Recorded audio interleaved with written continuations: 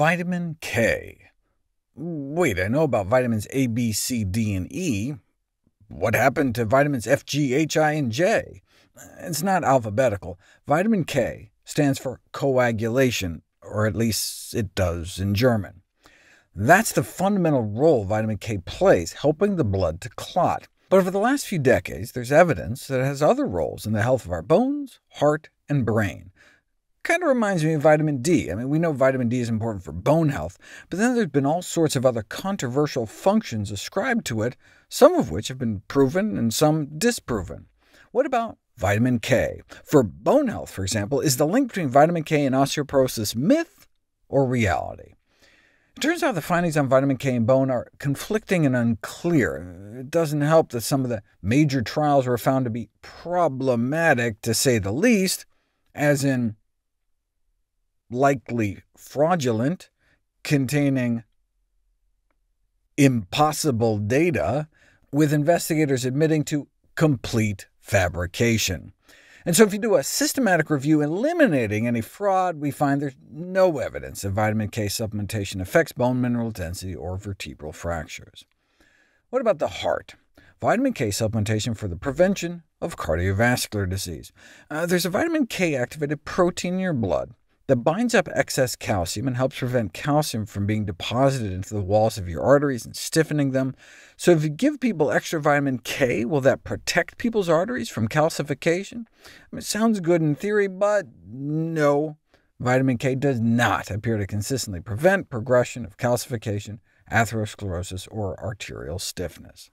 For example, artery calcification is particularly common in patients with chronic kidney disease, which can lead to increased artery stiffness, which is an important risk factor for heart attacks and strokes.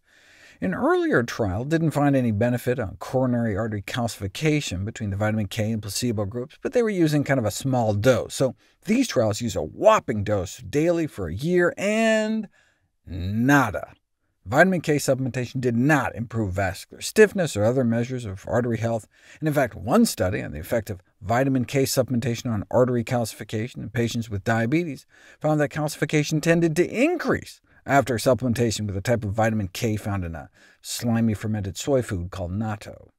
Now, those with higher levels of vitamin K circulating in their bloodstreams do tend to have lower levels of inflammation, but no wonder. Where is vitamin K found?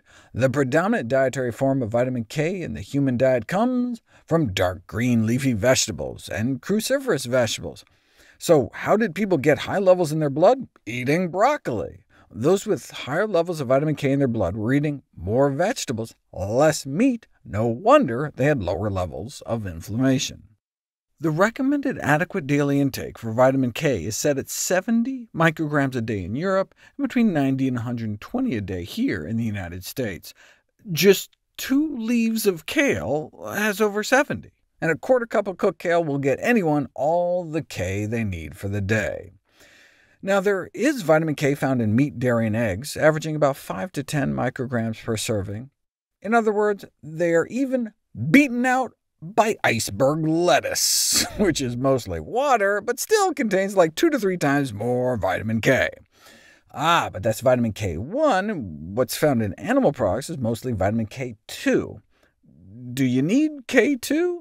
Apparently not. Once you get enough plant-based K1, there's no established requirement for K2, because it hasn't been proven that K2 has effects that are different from K1. They both act the same way in the body, thus there's not even enough data to take K2 into account at all.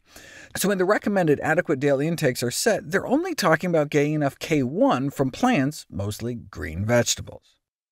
In fact, most of the bone trials that flopped used the K2 found in animal products, and most of the failed heart studies used K2 as well. OK, even though there's presently a lack of randomized trial evidence to support a beneficial role for vitamin K in preventing the worsening of cardiovascular disease or bone health, what if that were to change? What if all of a sudden K2 was shown to have unique benefits?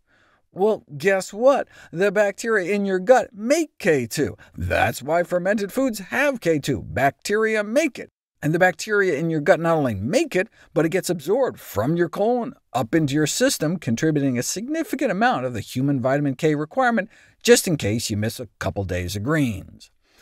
Vitamin K1 is made by plants and is the primary dietary form. Then there are a dozen or so types of vitamin K2, which are synthesized by bacteria, including several types in the human gut.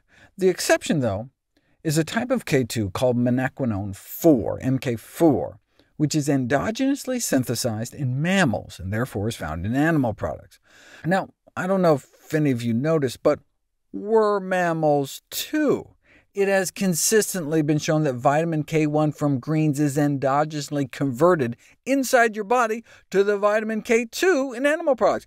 You're made out of meat too, though it took until 2010 before we discovered the human biosynthetic enzyme that does it. So no reason at all to take any sort of vitamin K supplement. Eat your greens. In fact, when K2 supplements were looked at, researchers found significant problems in terms of contaminants and mislabeling. Eat your greens.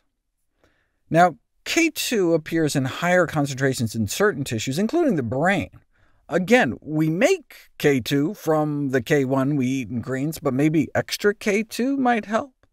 Well, if we measure vitamin K levels in the blood and brains of centenarians, those that live over 100, concentrations of circulating K1 from vegetables, but not cerebral K2, not the K2 in the brain, was positively correlated with a wide range of cognitive measures. Why?